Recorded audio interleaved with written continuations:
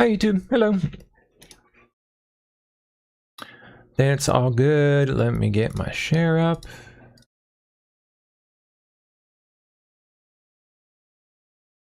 Cool. All right. Let's see. I know we got all kinds of business going on today. We'll come back to this one. Crazy. All right, let's start. Oh yeah. With that. Were you horrified? Jill Biden apparently thought that Joe was having a stroke during the 2024 debate. Welcome to the club, dear. As you saw it unfold? I wasn't horrified, I was frightened because I had never, ever seen Joe like that before or since. Does any single one of you buy a single load of shit she just spewed? Never. Or since? Yes. Or You've since. never seen him like Never. that? No. I mean, I buy the part about her being scared. Not for him, but, you know, for her own power and position. What happened? I don't know what happened. I mean, as I watched it, I thought, oh my God, he's having a stroke. And it scared Oh my God, there goes my whole life. me to death. There goes all my Secret Service agents that I get to order around. Remember when she told him after the debate how great he did? Oh, you did such a great job. You answered every question. You knew all the facts. You did it, buddy! You got through without dying! And let me ask the crowd, what did Trump do? Lie! Says woman lying right now as she speaks on stage. Yes. Were you horrified as you saw it unfold? I wasn't horrified, I was frightened because I had never. Unbelievable. Donor. I think we did that one yesterday, right? Yeah. Smoking gun just discovered the Biden admin knew the raid on Mar-a-Lago was illegal. They knew it.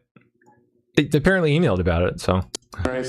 I don't think so from the reporting I'm doing. Meanwhile, a lot of reaction to the story that we broke in the last 24 hours. President Trump himself reacted to it, socialized the story.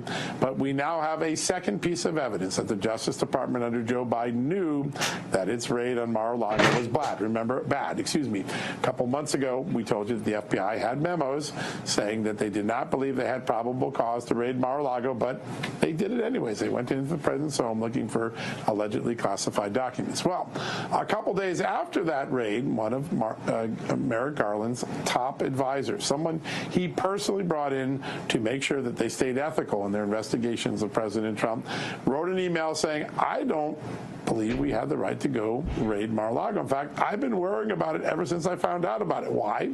As she noted, and as we reported at the time back in 2022, she believed President Trump may have declassified the documents before he left office and therefore had every right to possess those documents at Mar-a-Lago. That is a smoking gun. Those two documents together could potentially create an overt act in a conspiracy case alleging that President Trump's civil liberties were violated. That is exactly what Joe diGenova and the team in Miami and Fort Pierce are looking at. Today, that team was in Washington meeting briefly with the Attorney General, Todd Blanche. We'll have a lot more on that as the next few days unfold.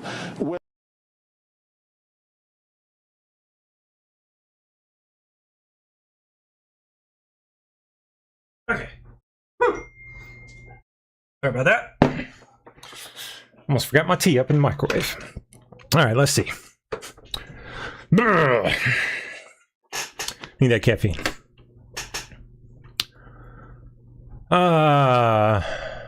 Here's more.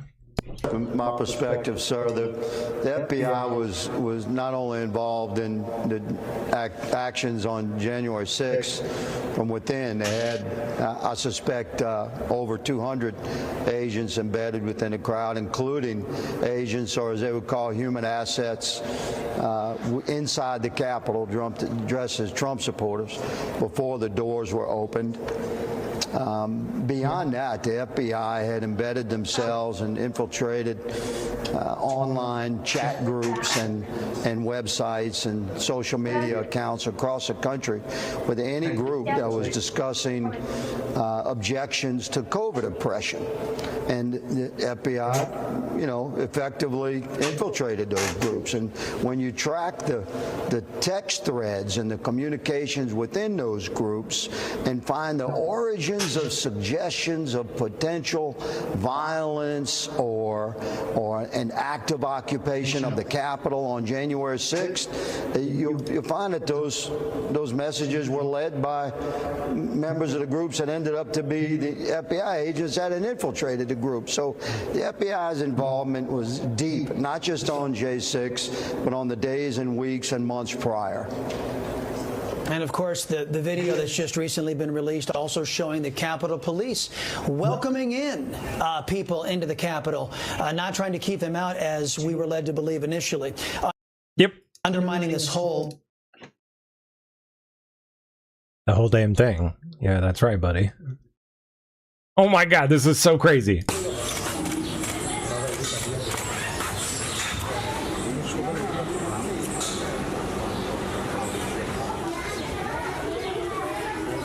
Is his name Donald?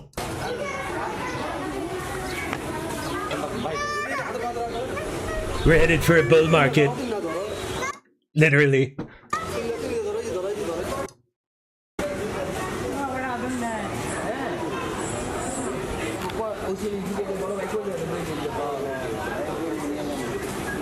The hair, man. They brush it. They style it. Dead ringer. Oh, you know what? I gotta pull my chat up for Rumble here.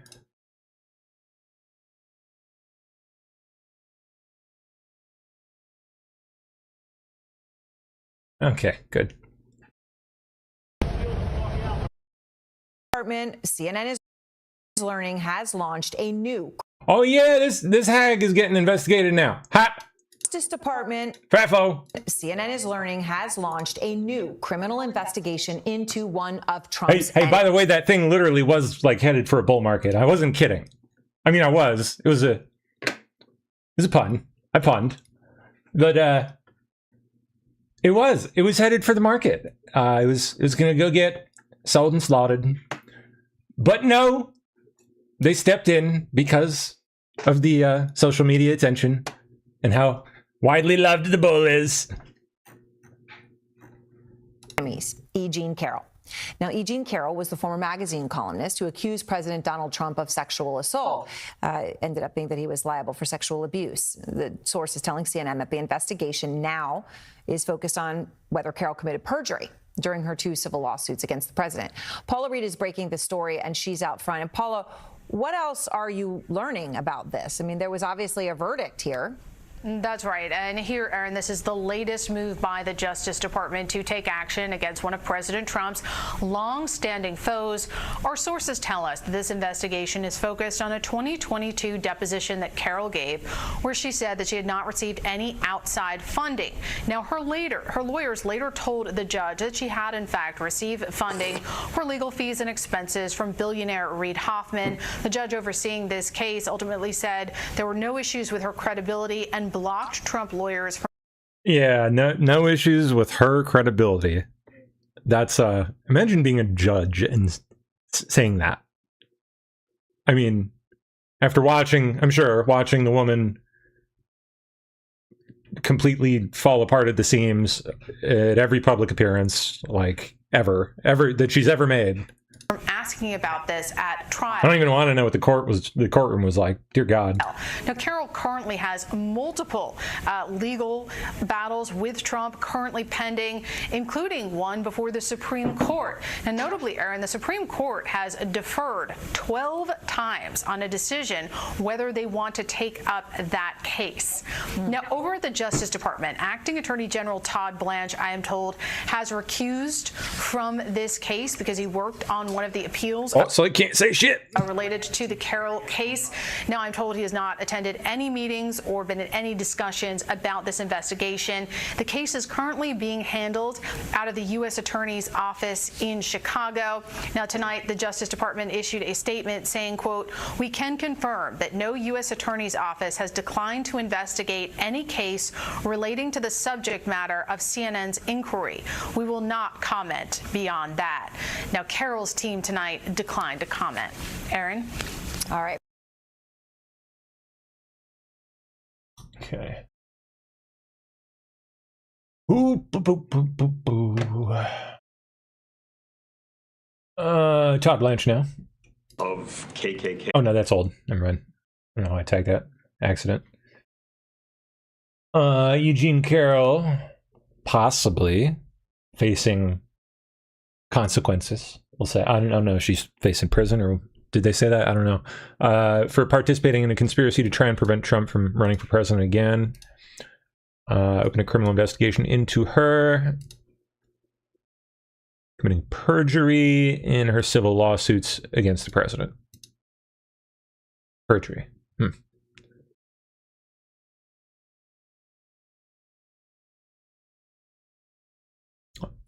Sounds like DOJ has some solid evidence. I mean, like everything she's ever said. Like, you mean like that? Where's the clip of her on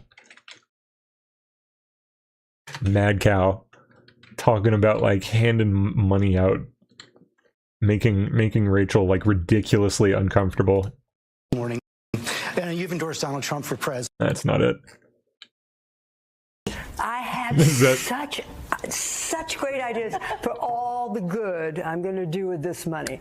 First thing, Rachel, you and I are going to go shopping. We're going to get completely new wardrobes, new shoes, motorcycle for Crowley, new fishing rod for Robbie. Rachel, what do you want? Penthouse? It's yours, Rachel. We don't want the payoffs, not publicly. Don't talk about them publicly. We're not supposed to say that out loud. Penthouse? And, France? You want France? You want to go fishing in France? No? Nope. Yes, but nope. All right, okay. So insane. Hopefully that one ends up in evidence. My God, it's ridiculous. What a victim. Drive-by shooting. Oh yeah. There's crazy business going on in Iran.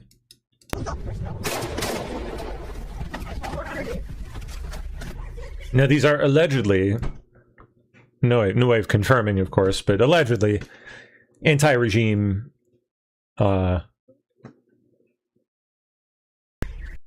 people. I don't know that you can quite call them forces at this point, but kinda.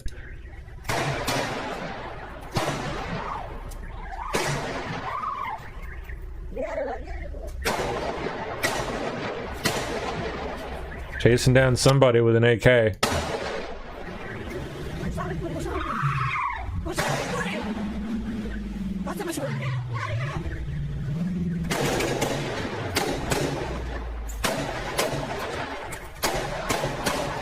Dang.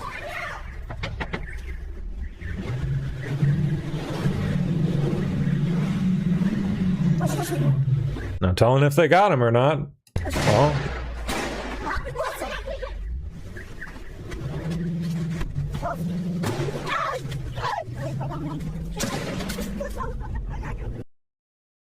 Crazy. Vance speaking today at the Air Force Academy. But the thing I worry about most with AI is how it will change warfare. Now, Pope Leo XIV, in a recent document, encouraged us as human beings not to outsource the most important moral decisions to digital technology.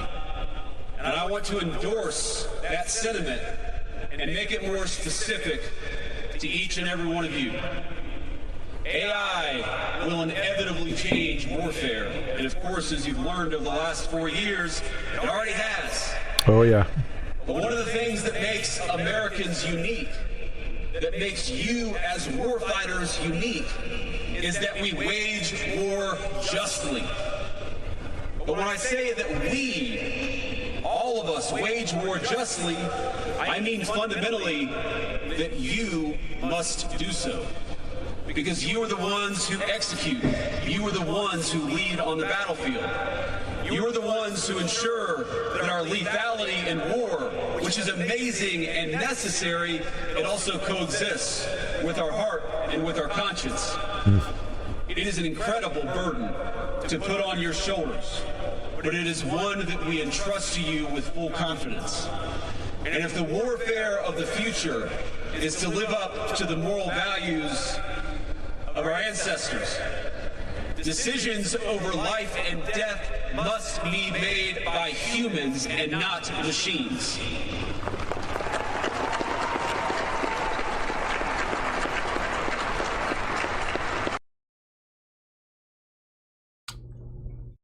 Good news here. Trump will not implement a central bank digital currency, according to Scott Bessent. Good. Very good. Governor Gavin Newsom has floated.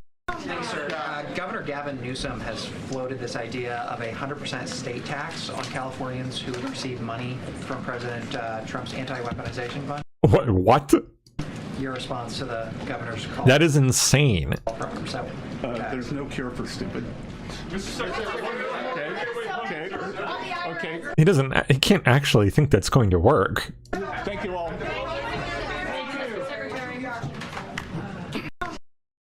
You know that we can do that back to you, right, Kevin? Zero-sum game, buddy. You don't want to play that.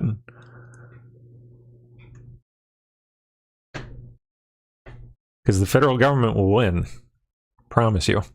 An unknown company. Here we go. The big news of the day, for me anyway. An unknown company, according to Axios, story is apparently on the way. An unknown company accidentally spent $500 million in a single month on Anthropic's AI tools after forgetting to set limits for their employees. So you know, I was talking yesterday about the realistic numbers of my token usage on my AI. That was actually only one platform that I was talking about last night. I didn't even stop to add up the other. I subscribed to two, so I guess it probably would have been double, like almost $5,000, probably about $5,000 a month in token, actual real world token usage.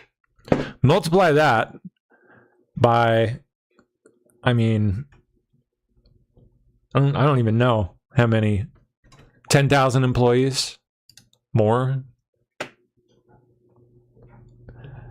That adds up real quick. 500 million in a month. And that is actually directly relevant to what I'm building. Like, directly. Dead on. It is like so crazy how much foresight I had. Like, just cut a few months ahead of time. And I'm well on my way, baby. I'm cruising. I'm doing quite good. I don't want to say too much more outside of that, but the build process is moving. Especially since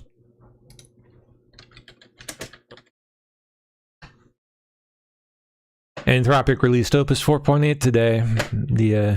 The new model, even better, allegedly. Definitely seems like it in my experience so far. It's like mind-blowing. This one seems like a massive jump to me. At least in the few places I've used it. I haven't had much time to toy around yet, but man, it is it's nuts. The curve is starting to go that way.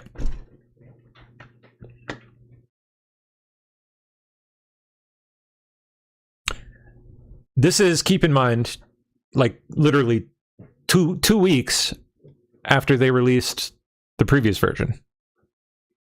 We used to get version releases of these like every 6 months, maybe. Back in like the ChatGPT 3.5 days. They're coming faster, and they're getting significantly better. And on top of all that, they're allegedly supposed to be releasing that big scary Mythos model within the month. Maybe this month. Talk I hear is next month, but we'll see. Yeah, launching in June. Shore up your security, people.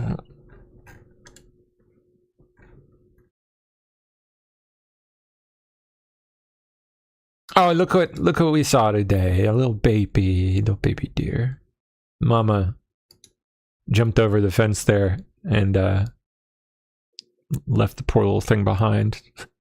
Came back for it later, but you know, the thing couldn't make it over the fence, and it just laid down and played dead.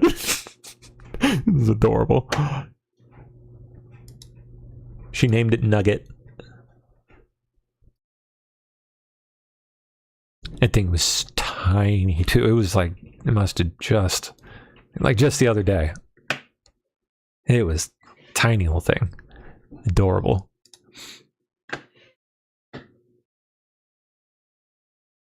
Size of like a small cat.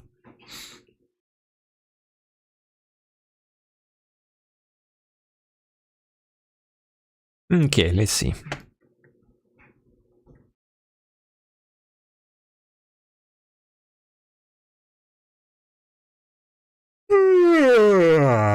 Excuse me.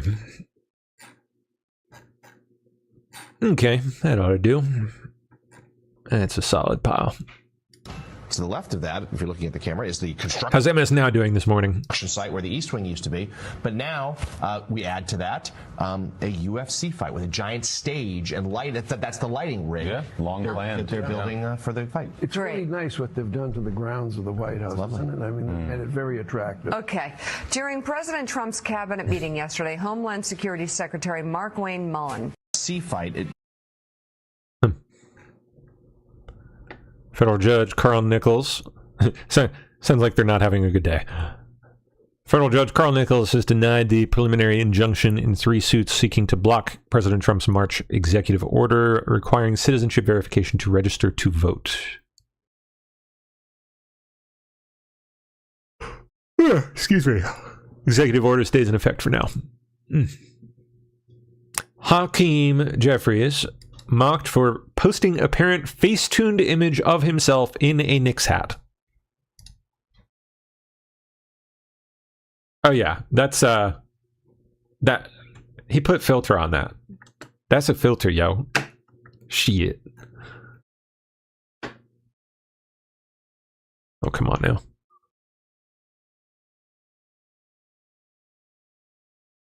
Boo, we gotta scroll again.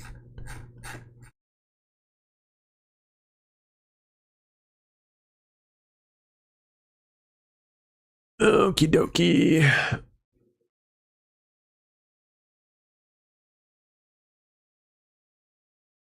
Look at that. Look at the difference. Look at that.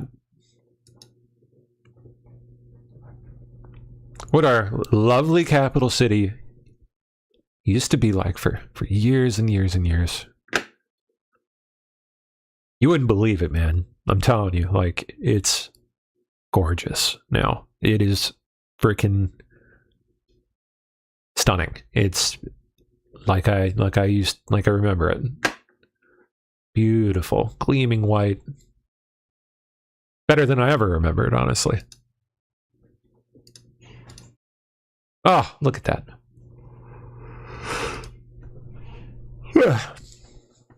Water's flowing again. Beautiful.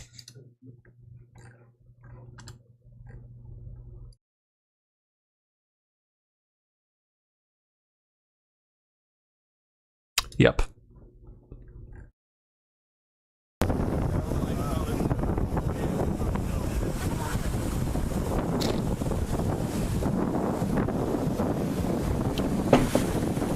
Amazing what a good power washing will do. A little clean water. God, that is just crystal clear too. Nice. And shit at the bottom. Way to go. The water from the Potomac, because environmentally they liked it. Somebody said that was good, but the water from the Potomac was not suitable for this, to put it mildly. It was disgusting what happened. And so they spent hundreds of millions, over $100 million, and they immediately closed it. It was closed for many months and nobody did anything. It was closed. It's basically been closed. But go back to 1922. It was always sort of, people think of it as beautiful, but it was always a mess. It's going to be unbelievable. It will be unbelievable. It's actually exciting. I want to ride over there today if I can. You know, I always have a problem. Secret Service is in love with my walking along, checking the sidewalk, the new sidewalk, to see whether or not they pointed it correctly. But they do. We have great contractors doing the job. But we'll spend a very tiny amount of money, and it'll be better than it ever was when it was built in 1922. It's very exciting, actually. To me, I love construction. It's very exciting. And we do many things. We did 28 or 29 fountains. I made a contribution to redoing Lafayette Park. That's the entrance to the White House. And it was an embarrassment. The floors were broken. They had bricks. Some of the bricks were missing. You know where they're missing? They took them out to throw at people. We're going with them. It's going to be a world-class. Already well on the way. It's looking very, very nice now. Very, very nice. And there's still a month and change to go until the 4th.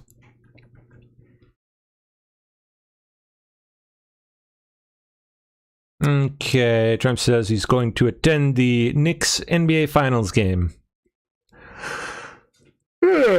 Excuse me.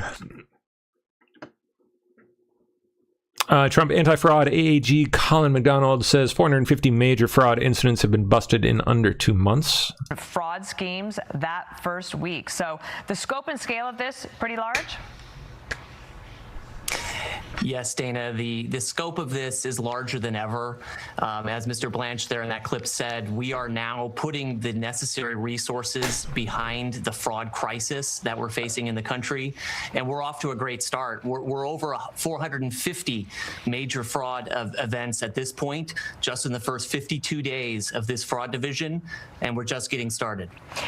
Do you have cooperation from the states in general? So state cooperation is essential to what we're trying to achieve here, Dana, and that's because really the problem is national, and the front line of this battle is really the state prosecutor units.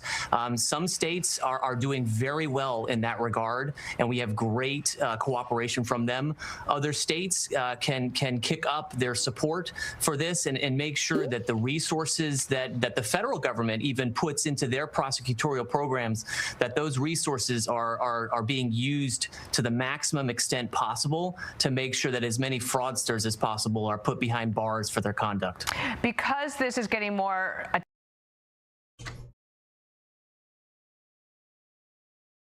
whistleblowers in Minnesota, frauds really blew open that case.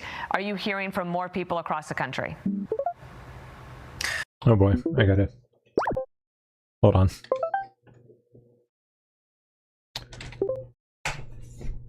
Okay, let's pipe them down here. Oh, come on now.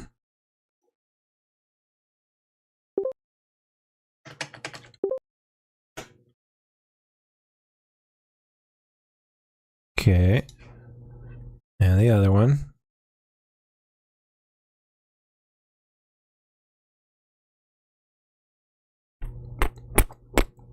Shoot.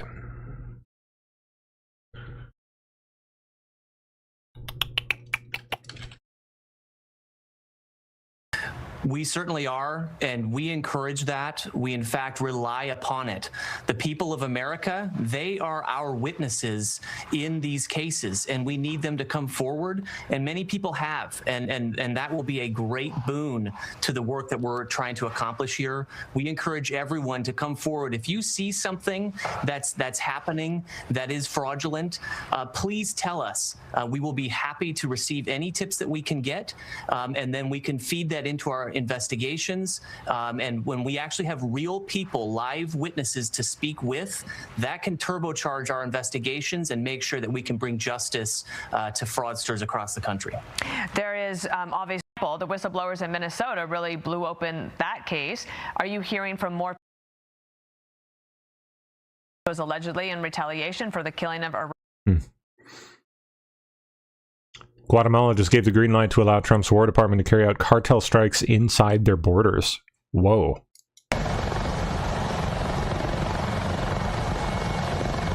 That is pretty interesting.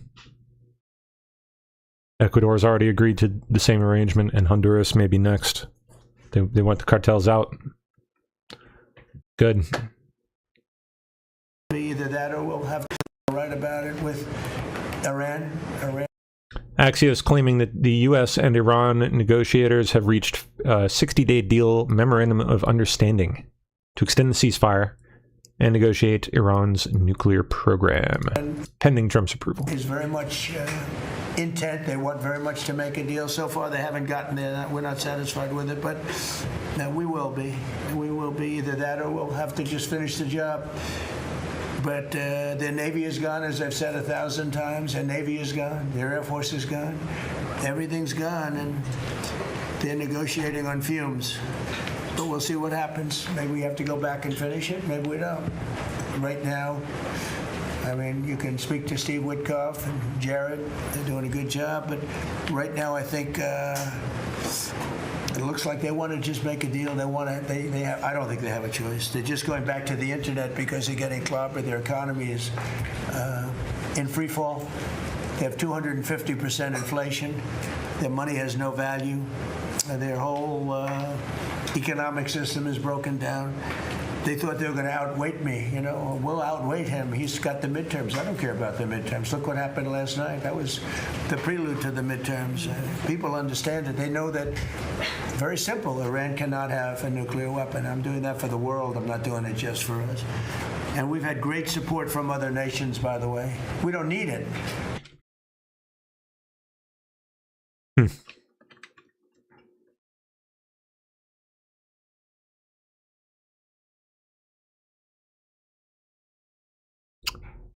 Okay, Rubio's birthday today, 55th.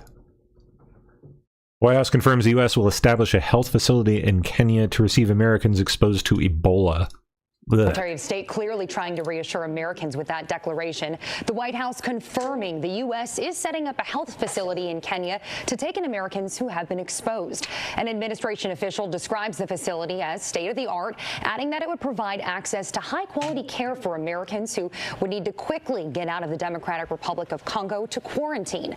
An official also arguing that it would cut down on the risks of a lengthy transport back to the U.S. A union representing foreign service workers slamming this decision, calling it a stark departure from how previous administrations have handled Ebola exposure. Secretary of State clearly trying to reassure Americans with Interesting. Of U.S. Steel. Oh boy, this stuff, yeah. So what Laura's arguing, of course, is okay. Dr. Bradley Thayer. Jensen Huang, CEO of NVIDIA, the most critical AI chip company in America, is joining the advisory board of Tsinghua University, which is They say controlled by the CCP. I have no idea if they are or not. The board is an advisory board. It's a weapon to steal our tech and buy off our elites. Interesting. Tim Cook is the chair of that board. It's not like Jensen Huang is alone in this or anything. This is there's a whole bunch of them. Laura's arguing, of course, is what she's revealing is Jensen Huang. What I don't know is if this is just Laura Loomer being Laura Loomer and tarting out for clicks. The CEO of NVIDIA. Or what? Or if there's something to it. I can never effing tell with her. NVIDIA, of course, is essential. It's the equivalent of U.S. Steel during World War II, or Bethlehem Steel, right? It's a premier AI chip producer. It's critical for our national security. Jensen Huang is going to be joining the advisory board of the School of Economics and Management of Tsinghua University, which, of course, is directly under the control of the Chinese Communist Party, as all universities are, as everything is in Communist China. So that development, of course, is absolutely essential. 3 points to make here. First, this is not an advisory board. It's a weapon.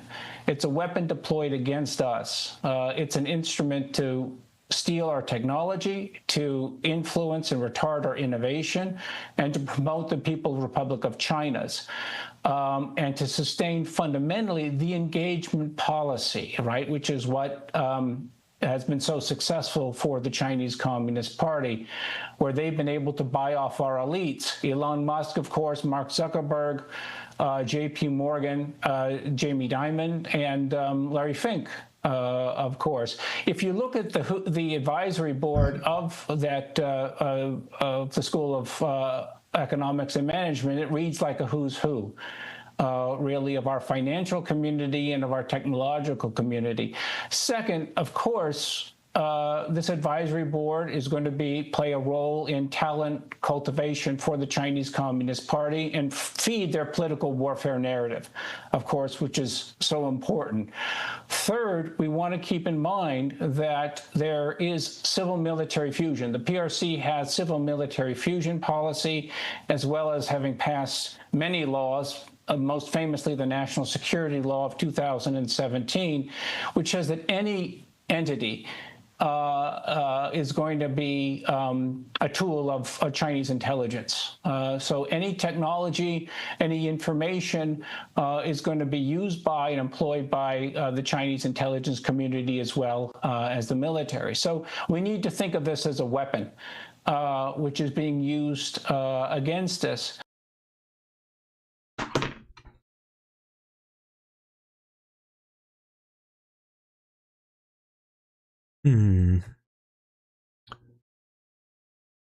Council. More of the same, talking on the same thing. He has access on this presidential council of advisors to classified data. He's seen things in classified forums and learning about American technology, and then he goes over to China and he can now share those concepts and pressure points on where they can get that technology. No, I mean, he could. He certainly could do that, but I don't know that it would be terribly wise to. I'm not saying he's a spy, but just by the well, I mean, yeah, you kind of are, but the fact that he has access to our data, whatever, and our science and technology, and the latest and greatest, and we see the reflections of that. 20 years ago, the Chinese didn't have the biggest Navy in the world. They didn't have aircraft carriers with electromagnetic aircraft launch systems. Now they do. They didn't have hypersonic missiles. Now they do.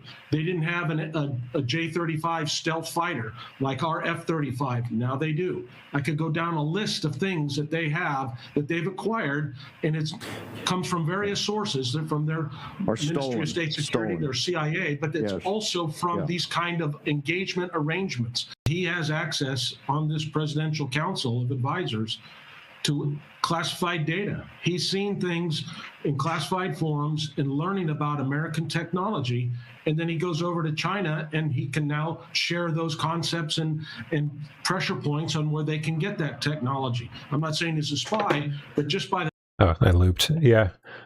Somehow I doubt that he's doing that. Mostly because why the fuck would he do that? what purpose would that serve him? He's Taiwanese, born in Taiwan, and moved to America at a pretty young age. Imagine he probably still has family in Taiwan. Why would he ever side with China? I mean, I don't know. Maybe there's something. Who knows?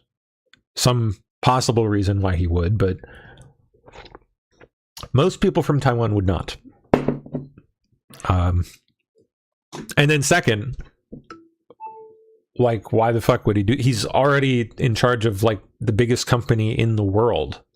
What are you going to offer him that he doesn't already have? Unless there's, blackmail involved or something. But yeah, I don't think Jensen Huang's a spy personally. Interference in our. Tulsi's going to go out in a blaze of glory in her final month, because she will be able to release in succession some extraordinary evidence of foreign interference in our election in 2020 and since. The intelligence community has known a lot more about active measures from China and Iran and other enemies that it did not make public. Instead, it gave intelligence community gave the Americans a false sugar pill, saying that the 2020 election was the most secure in history. She will systematically destroy that narrative. Tulsi's going to go out in a blaze of glory in her final month, because she will be able to. Interesting. A beautiful country. Our fountains actually work. Oh, here's outside the fountain. Yeah. We are a beautiful country. Our fountains actually work in our capital city. Our reflecting pool is beautiful. The mud and the gunk is going to be cleaned out, and it's going to be pristine. Like this country, it will be pristine. And so that work has come from the Park Service and Secretary Burgum's leadership, and I'm grateful for that. But to be here, I do think a capital city is a reflection of a country as a whole. And I think you've seen our capital over the course of years and decades become more run down. And we've let, by the way, I care about the homeless. I think we should all care about the homeless. We should take care of those who are less fortunate. But in some of our public spaces, that may not be the right place for homeless. And that we had encampments in this area, that we had homeless in Union Station, I think is the wrong approach. So now when you come out of Union Station, the gateway to our city, you'll be met with a fountain that is beautiful and a fountain that actually works. It's a reflection of American greatness. We are today an app for parents. Happening today, an app for parents that will allow them to manage Trump accounts for their children will be available for download. The accounts will go live on the 4th of July. So far, the U.S. Treasury says 6 million kids are signed up for the savings accounts that offer tax-deferred growth, similar to an IRA. Parents can contribute up to $5,000 a year, and for kids born between 2025 through 2028, the government will contribute an extra $1,000. Happening today, an app for parents that will allow them to manage Trump accounts for their children will be available. Oh, yeah, that's right. I gotta check that shit out.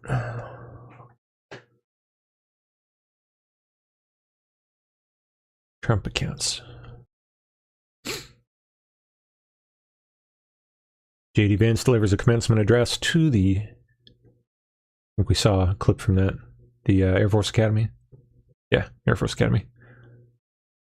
Particularly gratified to be honored today by this welcome and this kindness. Some of the people who make it possible for me to do my job, to make it possible for me to be Vice President of the United States, are proud airmen and guardians. The people who run Dover Air Force Base, the people who pilot and crew Air Force 2, the staff at my house, the person who delivered me my daily intelligence briefing, they are proud to be airmen or proud to be guardians, and I'm proud to be here with you today.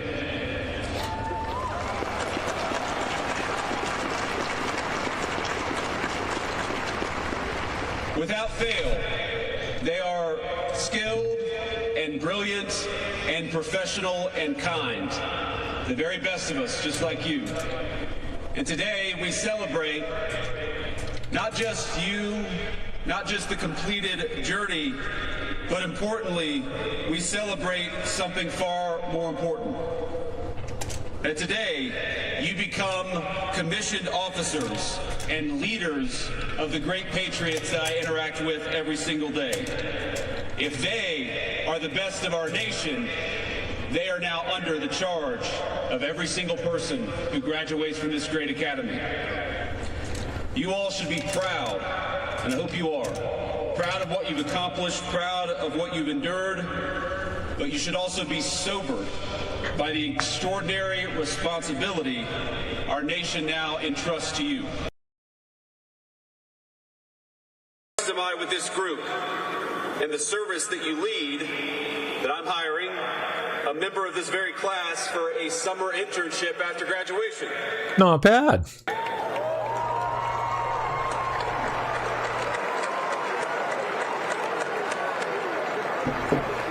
So, Cadet Tang, where are you? Raise your hands.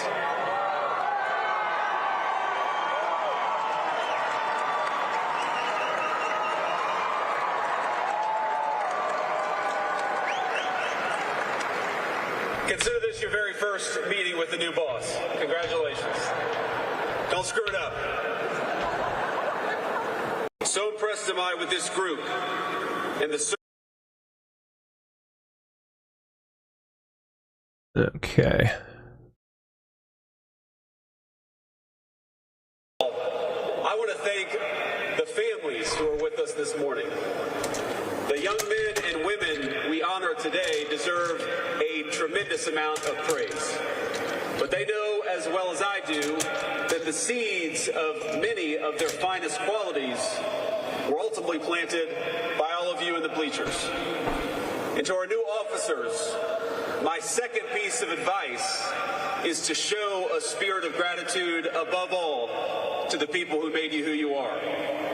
That will make you better airmen, it will make you better guardians, and it will make you better leaders. When you're tired, remember the father or the mother who worked an extra shift to give you a little bit extra. When you're frustrated with someone under your command, and that will happen, remember the time a grandparent or a school teacher showed you patience and grace that you didn't deserve. To the loved ones gathered here today, we will never forget that our nation's airmen and guardians were your sons and daughters long before they were ours. So I hope you take pride in what they've become, and know this: the administration will always have your back, just as these new officers have ours.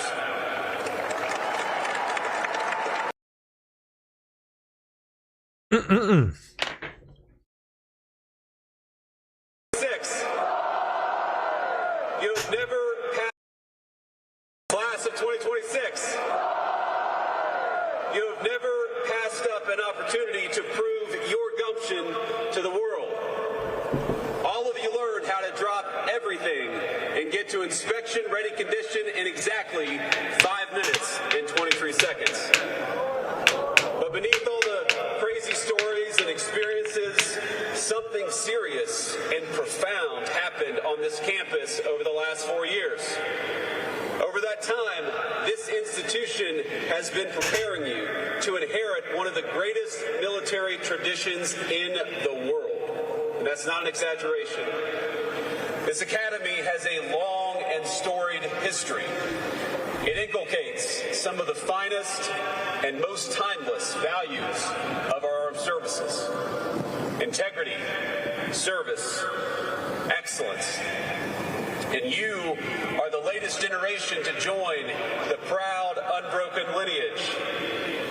That strong blue line, you are its newest members. But one of the defining characteristics of American air power, and now space power, has always been its willingness to evolve alongside the nation it protects and the threats that we confront.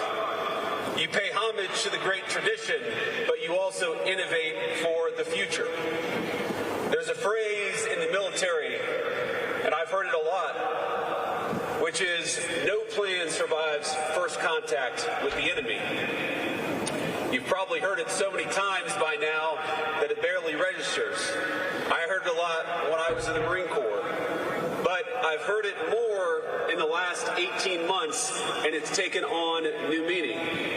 Because I've come to think that particular phrase explains something much larger than battlefield tactics. People like predictability. We like systems and routines and plans because they create the feeling that the future has already been negotiated on our behalf. It's easy. And so we build strategic frameworks and technical models. We build slide decks and PowerPoint presentations with arrows moving confidently across maps all over the world. And for a little while, at least, it works. The world feels orderly. But then something crazy happens. It's called reality. Adversaries surprise you. Your plan falls through overnight. Some asshole cuts you off in the middle of an operation and makes your blood pressure skyrocket, but you can't panic and you can't overreact, not even if it's 3 in the morning. And members of the class of 2026, you are graduating into one of those eras where that reality, that unpredictability of warfare is becoming impossible to ignore. Now, your nation, your vice president, and the president of the United States who sends his very best, we ask you to apply that same adaptability, that same innovation that you learned at this academy to an entirely new era of warfare.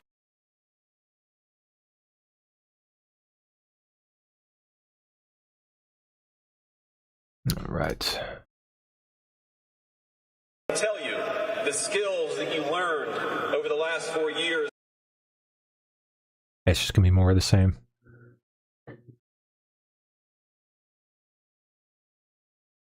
We did the AI clip. Okay. There's a tranche of documents. Oh, this sounds interesting.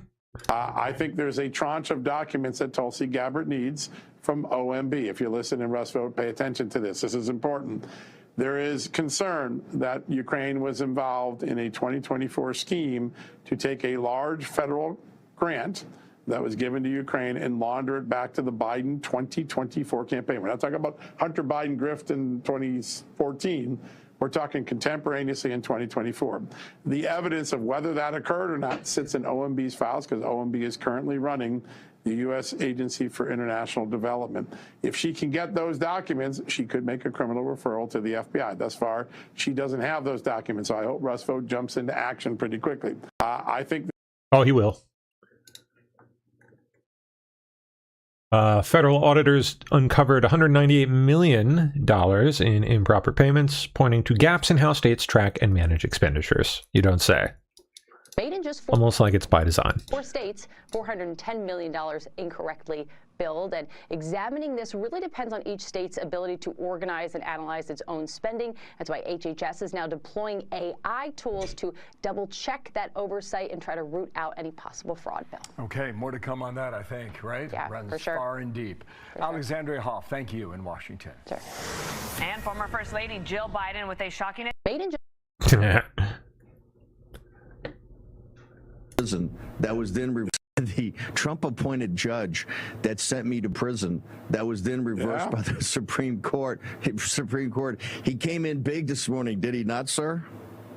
He did. He basically gave a green light to President Trump to implement his executive order that will rein in absentee and mail-in balloting and require citizenship checks. Allow the United States government, state by state, to create a citizenship list, send it to the state, and demand that the states make sure that non-citizens who aren't on the list don't get to vote in the fall election. This is a major victory. Now, it's only the beginning of a long legal fight that almost certainly will reach the Supreme Court. But what Judge Nichols did in this ruling is address each Democratic argument, each Jim Crow 2.0 argument in here, and blow it up. And for instance, he blew up the notion that somehow it's a Privacy Act violation for the U.S. government, which possesses information about you, to send that information to the state, which also possesses that information. If both parties already possess the information, how could your privacy be violated? So he literally knocked down a lot of the insanity of the legal arguments that Democrats are going to wage. The fact that that gets done early on in a preliminary injunction ruling sets the stage for a Supreme Court to quickly look at this and say, hey, the judge is right on this. Why are you wasting our time? And so I think today's ruling has bigger merit than just giving the green light. It sets the stage to get to a Supreme Court ruling before the fall election, if necessary, that upholds this executive order and creates a process. One of the things that the judge went out of his way to point out is that if there's an error here, there's a process to fix it. Let's suppose you accuse someone of being a non-citizen, turns out they're a citizen now. He noted that the Trump administration had created correction procedures, which I think bode well for the law. The other thing that bodes well for the law is that he concluded that it's unlikely that the plaintiffs would prevail on the overall overarching issues in challenging the law. So that's why he didn't give the preliminary injunction. All of those are early signals to the United States Supreme Court that could speed up a decision in favor of President Trump at the highest level of the legal system. I'm going to get the lawyers on this afternoon. We're going to break it down. But, John, right now, talk to me about process. You said, I mean, it's D.C., it's a federal judge in D.C. He's got to go to the D.C. appellate court, and then they'll go to the Supreme Court. How long do you see that? The Supreme Court's out of here in the last day of June. This is absolutely vitally important for the midterm elections. Walk me through how you see this process playing out. Well, you could have an emergency order when they're not in session, and this probably qualifies given that the time sensitivities of the election are. They probably will determine. They could determine even if they're in recess that this executive order is fine. That they're not going to block it before the election. So it's going to go to the appeals court next, almost certainly, and probably en banc. That could take 2 to 6 weeks, and then the Supreme Court would be right at the end of their term getting an appeal if it kept going.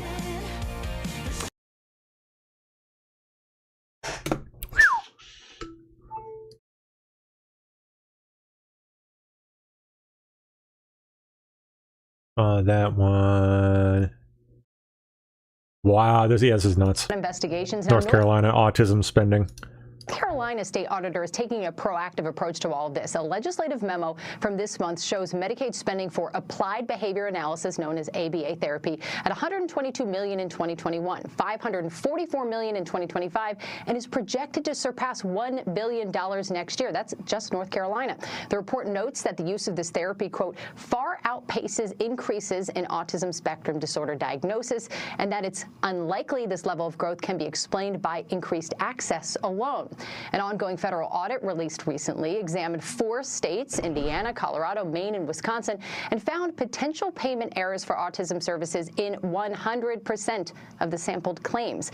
Now, ABA therapy is considered medically necessary for children with autism, but many therapy providers will also handle the diagnosis. Several states are now cracking down on that, calling it a conflict of interest, John.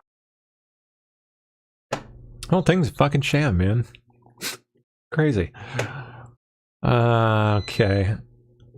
Trump admin will now audit all 50 states for fraud in autism treatment programs. Good. Every one of them. The administration now will audit all 50 American states looking for potentially massive fraud in the billing of autism treatment. This is happening now amid a recent explosion in spending on autism services. North Carolina alone apparently saw an 11,000% increase in the last 4 years.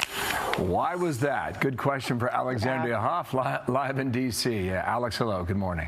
Hey, Bill. Yeah, it is a good question because according to that data coming out of North Carolina, the use of taxpayer-funded autism services is significantly outpacing the number of children being diagnosed. So something's not right there, and it's not just in the Tar Heel state. A recent analysis by the Cato Institute found that in 5 years, Medicaid billing has surged in every other state that makes their data public for money spent on ABA therapy. It's applied behavior analysis. That's what it's called. For reference, Minnesota's ABA spending increased by about 51,000% since 2018. We all know what happened there. President Trump spoke on that yesterday. You saw that with millions of dollars just being stolen. Everybody had autism. Everybody had autism, they said. It was incredible, actually.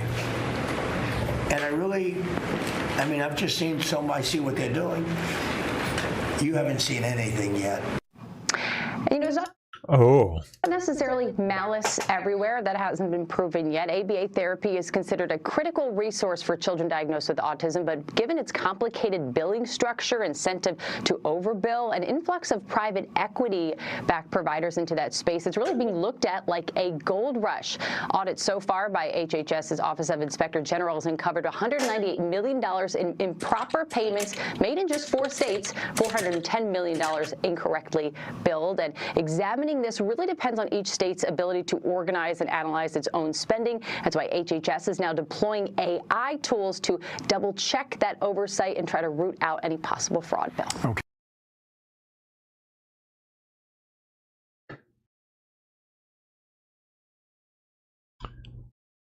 Oh boy, more details on the CIA gold guy. I wonder if there's any connection to Gold Bar Bob. You know, in fact, what I've really kind of been wondering about this guy is what were the gold bars for? Like, he somehow convinced the CIA to give it to him for work-related expenses. What possible work-related expenses would you specifically need gold bars for? Large gold bars, not even like tiny ones, big ones, the big guys, not the biggest, but kilo bars, pretty chunky. Only thing I could think of was paying off intelligence networks. Like he's their payoff guy. He's their the payouts man. Payroll. Public money, different levels. Court documents say David Rush faked his credentials for 17 years. One source familiar with the case telling ABC News he ultimately worked for the CIA.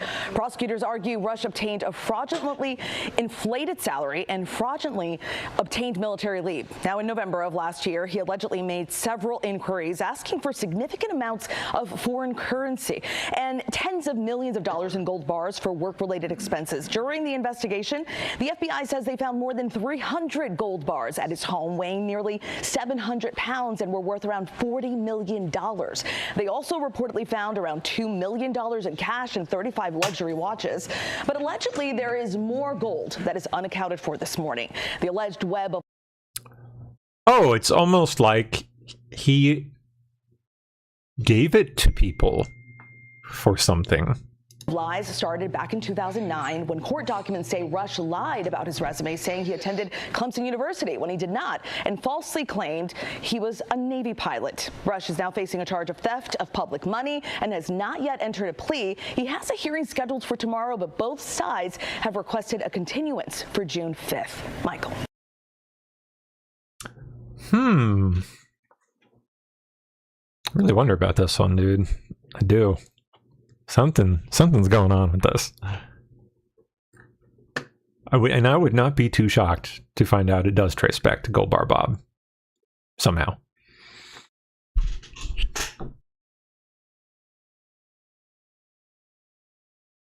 Administration. Okay.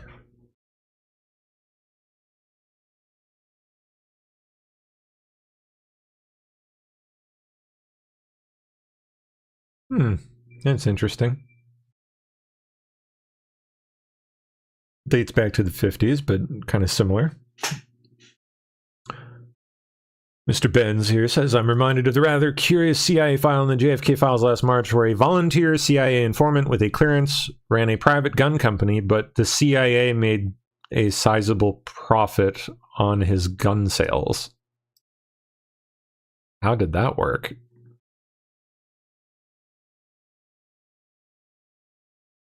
Known. The United States has the greatest military the world has ever known. What is this? Why is it cartoon? Not just because we have the best jets, the best ships, and the best weapon system, but because our greatest asset is the American warfighter.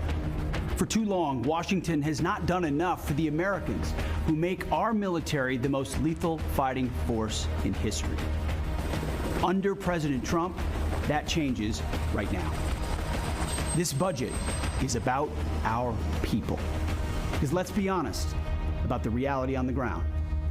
We ask our troops to leave their families, to deploy and train in the most complex threat environments since World War II. But when they return to duty, they're met with outdated facilities, substandard barracks, and too often, straight-up hazardous living conditions. On top of that, before this administration, we had young enlisted families relying on food pantries just to get by. This is, of course, completely unacceptable for the greatest fighting force in the world. Our troops should never be and will never be on food stamps. With this president in charge, no more. Things are changing fast. As part of our generational $1.5 trillion budget, we're making an aggressive, historic investment in military infrastructure by spending $90 billion on revitalized barracks and facilities. And that money will get rid of all substandard and failing barracks. But housing, it's only half the battle. This budget includes the largest pay raise for our troops in modern history, up to 7% for junior enlisted, and pay raises for everyone in the force. We're also investing over $35 billion into the support systems that our military families rely on every single day. This budget fully funds military health care, finally making TRICARE more desirable than Medicare. We're investing in child care and youth programs, upgraded commissaries, and better military schools. And that's why this budget also provides record funding for the PCS task force and spousal employment programs to ensure a smoother moving process the way it should be. Taking care of our troops isn't about just doing the right thing, it's about military readiness. When our warfighters know that their families are safe and secure and provided for, they can focus on lethality. That's why we're asking our partners in Congress to work with us to pass this historic budget and generational investment. Because, as you know, our troops have already written a blank check to this country. It's time we made good on our end of the deal. America's warriors fight for us. This budget is fighting for them.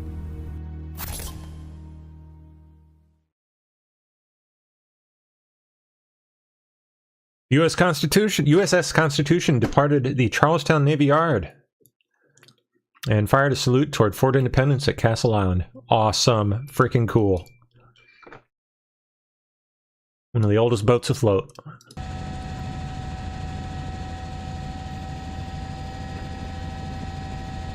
Our pride and joy right there.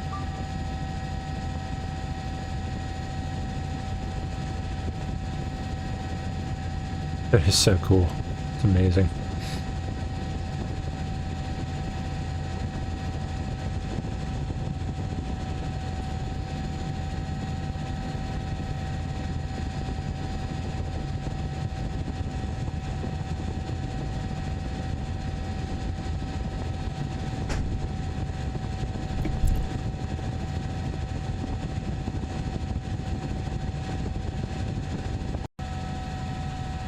Neat.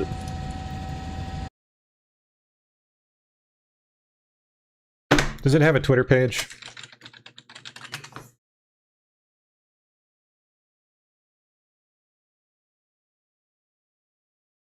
Hey, it does. They didn't post about it though. It will be open for Memorial Day.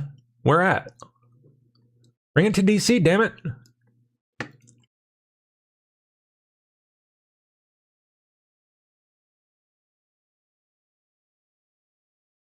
Very cool.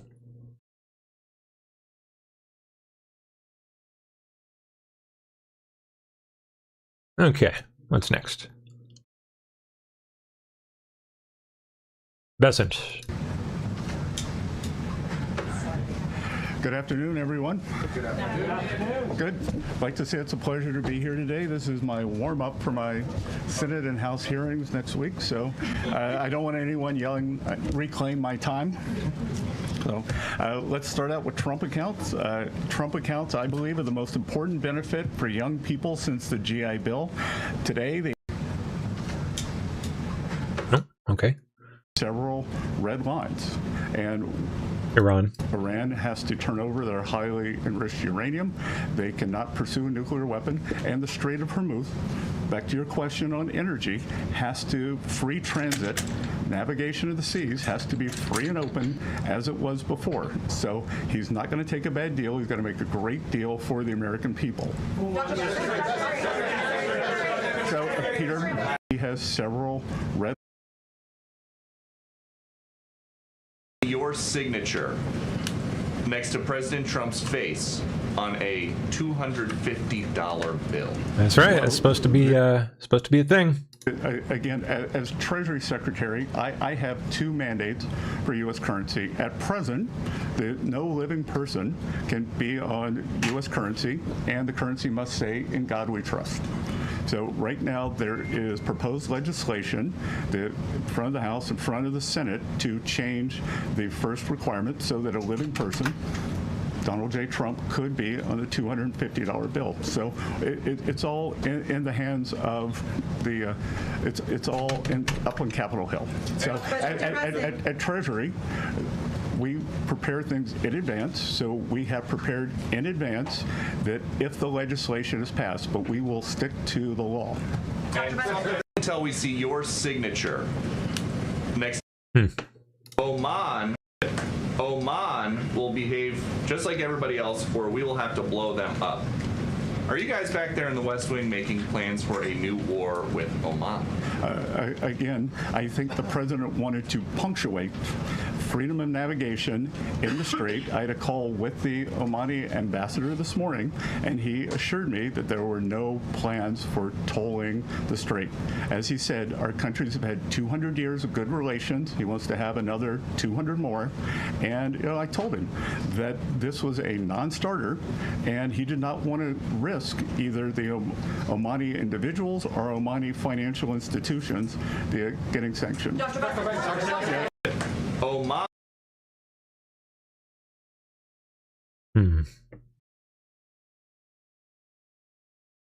For the question. Thank you for the question. This is going to be the only question I'll take on this matter today. So there's ongoing litigation, so it'd be inappropriate for me to comment. President Trump is a great American who has endured more than 10 years of nonstop harassment and weaponization from the federal and state government actors.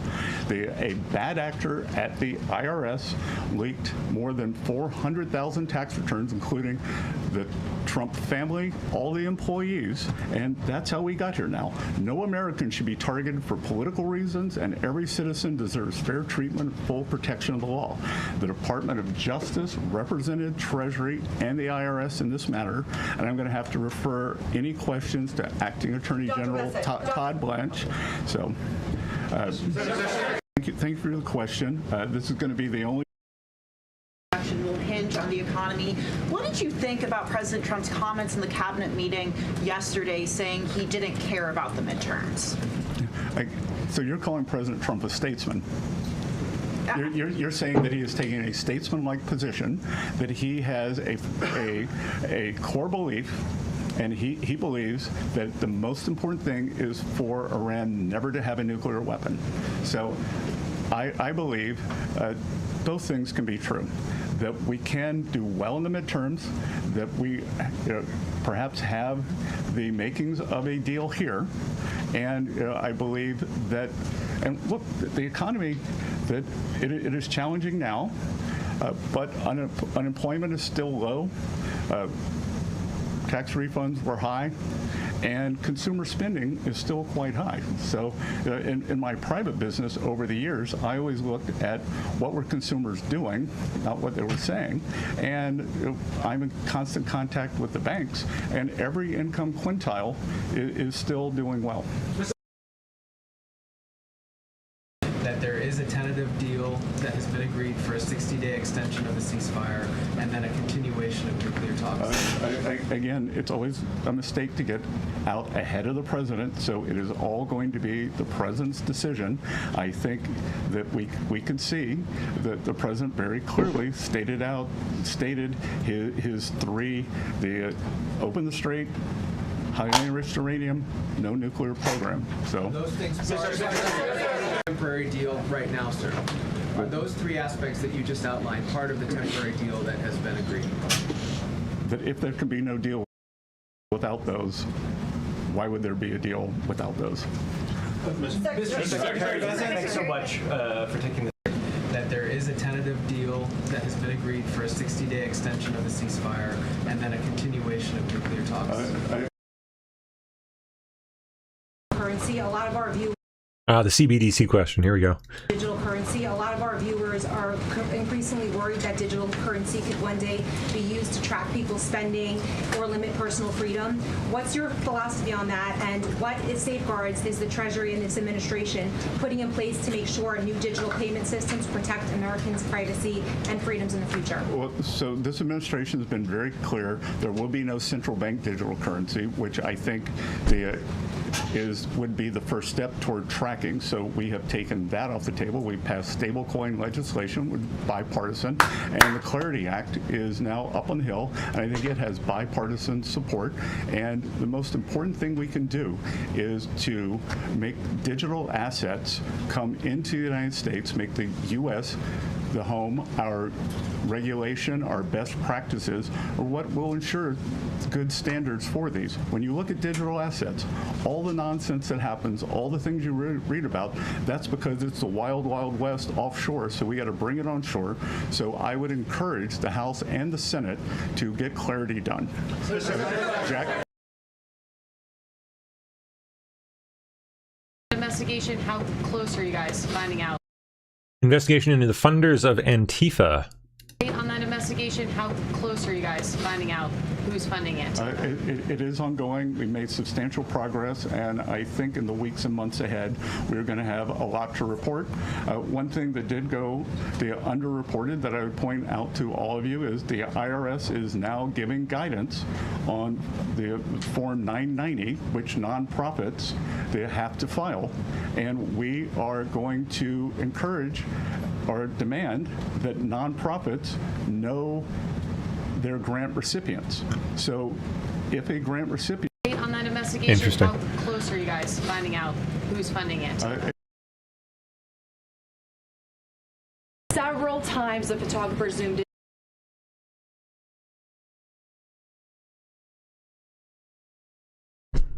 into it. Are you trying to keep the president calm? Are you trying to keep yourself calm? Why did you write all those notes? So people could look over my shoulder, photograph them, and think they got a scoop. So, Several times the photographer zoomed Report this morning that Justice Alito's son is working in your department. Can you confirm that that's the case? And if so, do you believe that that means that he should be, that the justice should recuse himself from cases that involve your department? I am sure that Mr. Alito follows all legal and ethical guidelines, and I can assure you that at Treasury, we follow all the legal and ethical guidelines. There was a report this morning that Justice Alito's son is working in your... Thank you, Mr. Secretary. I have two questions for you, but just to follow what you said about the... Well, you didn't call me doctor, so I only get one. Well, I'll shoot for two. You said that it's up to Congress. Thank you, Mr. Secretary. I have two questions for you, but just to follow what you said about the... Well, you didn't call me doctor, so I only get one. Well... I don't really understand this Washington Post article that who hears from the Post? Yeah, terribly written, terribly edited. Because basically what it says is that Treasury is following the law and that we've created the bill and that it's up to Congress, but that we follow the bill and it's up to... I didn't really understand what the story was. So, but anyway... appointees aren't involved in that, two of your political appointees? Yeah, of course, but we prepare for everything if it gets passed. Just like we were ready 6 months in advance for the one big beautiful bill for tax guidance. You know, I don't really understand this Washington Post article that who hears from the Post? Yep. Terribly written, terribly edited. Because basically what it says is that Treasury is following the law and that we've created the bill and that it's up to Congress, but that we follow the bill and it's up to... I didn't really understand what the story was. But anyway... Appointees aren't involved in that, two of your political appointees? Yeah, of course, but we prepare for everything if it gets passed. Just like we were ready 6 months in advance for the one big beautiful bill for tax guidance. You know, I don't really understand this Washington Post article. Sorry, I'm looping that. Typing. Privatization fund, your response to the governor's call for 100%. There's no cure for stupid. Indeed. What, Newsom? Oh yeah, the 100% tax thing's so retarded. Ridiculous.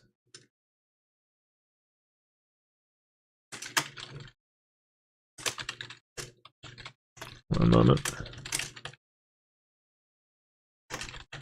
Okay. Undocumented people might not be able to... This is why undocumented people might not be able to use Zelle or Venmo anymore. Oh no! Go back home to your country and then maybe you can! So last week while I was on vacation, the Trump administration issued an executive order that is going to change the banking system once it's fully implemented. It will seriously limit undocumented people's ability to use Zelle or Venmo, because if they do excessively and they have no status in the United States and they used a non-US passport to start their bank account, what it will do is it will trigger what's called enhanced due diligence. So normally when you create a bank account, all you really need is your name, date of birth. Banks doing due diligence. Oh shit. Address. What is the world fucking coming to? Some ID number, a matricula, or your foreign passport, those have all been acceptable. But now, under this executive order, what will happen is using a foreign passport or having an ITIN number will, little by little, degrade your rating with the bank. And if it degrades far enough, meaning you used an ITIN plus you registered with a non-US... Yeah, you should try being white for the last 10 years. Fucker. US identification, plus other factors, then you will eventually reach what's called enhanced due diligence. Once an account has reached enhanced due diligence, there's no choice by the bank. They have to launch an investigation into you. They have to verify where your funds come.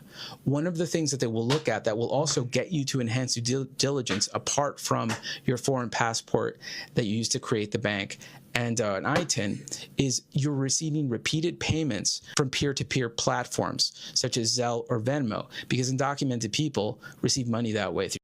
No, they send it that way. They send it the fuck out of the country that way. Zelle or Venmo. If you see that, then it means that you might not have work authorization. Oh, and they do business that way, so, you know. Another thing they'll look at is if you do a lot of cash deposits, because that also signals that you do not have work authorization. When you're paying Paco to do the work on your kitchen, you use Venmo. Now, once that's happened, once you have been placed in EDD, they have to verify where your funds are coming from. Otherwise, they are no longer in compliance with the Bank Securities Act and the Patriot Act. It means that they have huge fines if they don't do it. And so they have to ask you, well, what is your status and what is your work authorization in order to verify the source of funds? If they are unable to verify the source of funds, then they have to, by law, freeze your account in order to stop you because they're treating you as a transnational criminal, or they have to file a SARS, which of course they are, a suspicious literally activity report with FinCEN, which is the criminal investigation unit of the Treasury Department. So for that reason, it's going to be very, very tricky for undocumented people to do transactions once this executive order goes through. All this executive order does will make it so that your activities as an undocumented person puts you in EDD. And once you're there, you'll have to verify your status or your erectile dysfunction disorder, your work authorization, and if you cannot, the bank by law must freeze your account or issue a SARS. I hope that helps.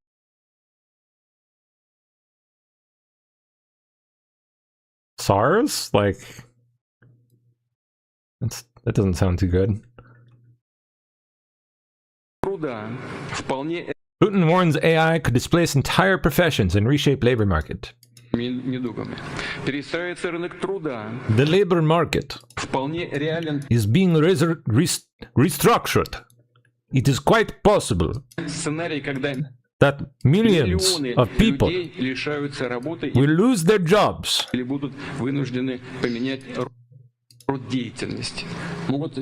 or be forced to change their occupations. Huh? Oh no. I do that on a daily basis half the time. Entire professions may disappear due to the fact that humans will be replaced by computer intelligence. A number of areas related to process automation, documentation preparation, yep, and analysis, yep, and software code development, artificial intelligence is already replacing junior level employees. Working on that. Sorry, no offense, but I am. And in the foreseeable future, it may even replace mid-level personnel. I'm working on replacing an entire industry if I can help it. A rather shitty one, if I might add. One that's always been kind of slanted and skewed in the wrong direction. Have a better claim. Do you think that any of the January 6th defendants or the other people who they're trying to shower favor upon have a better claim to having been victims of weaponization? Oh, I said Dan Goldman. We got Dan Goldman coming up. Here we go. Than, for example, Jim Comey or Letitia James or a number of others on the other side of the aisle? This is part of my frustration. You raised the exact point. Is this false equivalency is so absurd. And first of all, there's absolutely no evidence that there was any weaponization by Jack Smith or the Justice Department in any way, shape, or form. Second of all, these people all pled guilty or were convicted unanimously by 12 jurors and then were sentenced by an independent judge that is part of a totally separate branch of government. So you would, under these circumstances, they would never, ever get any remuneration, any reward for anything. They have no claim at all.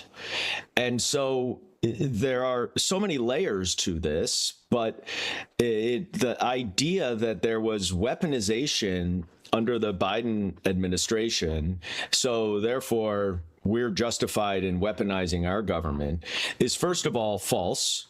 There's no evidence of weaponization. They allege it, but there are no facts actually that support it.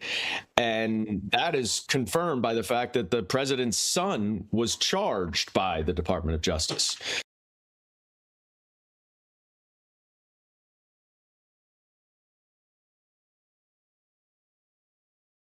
Fucking Dan Goldman. Okay, Secretary of War Hegseth arriving in Singapore for a whirlwind 2 days attending Asia's Defense Summit. Outside this country, which we do all the time. The goal.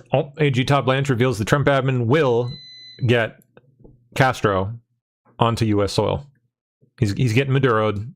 Anybody that's indicted outside this country, which we do all the time, the goal of the indictment isn't just the paper it's printed on. It's to bring the person charged into this country in a court of law and have them face justice. And how we do that, I mean, Maduro is an extreme example. That's common, man, for people, bad people that in this country. On January 1st, but how we do that normally is extradition. It's working with our international partners, and so I said this the day of the indictment when we unsealed the indictment, but we didn't do this for a show indictment. We did this because we really need Castro here to face charges.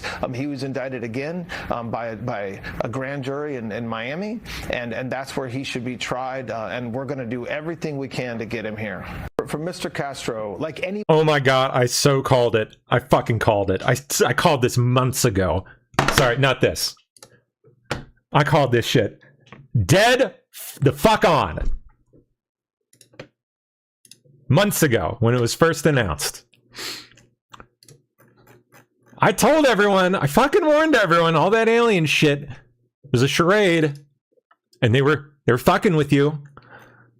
And I told you exactly what this is going to be. I told people.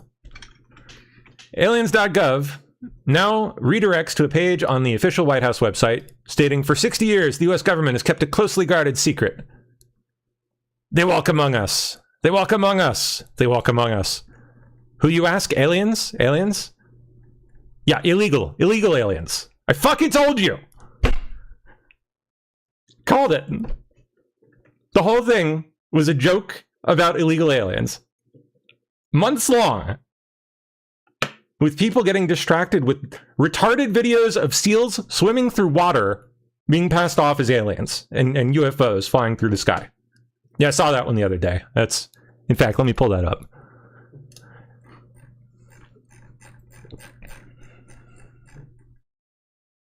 Where's the seals? Where's the seals?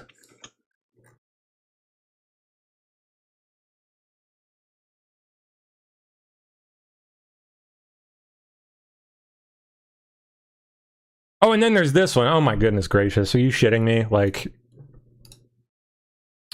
saw Benny retard Johnson good over this. Like, oh my goodness. There's things and they're moving on the screen, and then there's another thing that moves across the screen. Meanwhile, it's like you can literally just look at it and tell that it's boats. And like a couple airplanes flying over the boats.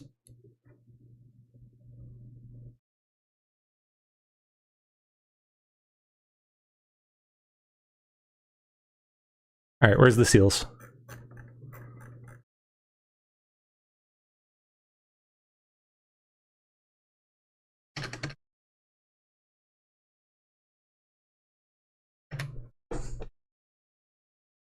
There you go. Look at this. That is snow. Either snow or just like mist. And either seals or dolphins dipping their heads in and out of the water as they swim.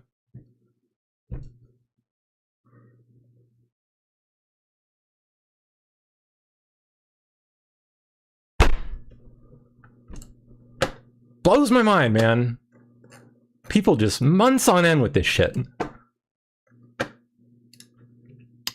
Yeah, it was all a charade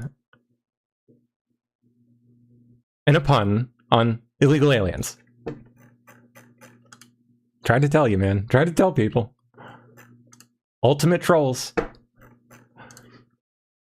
That's who they hired. That's who they hired into the admin. They got all the trolls this time around. That's who's running the White House account on X. They've grown up. All right, let's see. Oh, here they are, like, building it up. Look at this. Look at this. With the crop circles. Yeah, those illegals definitely make some crop circles, all right. You know, when they're picking our apples and other produce.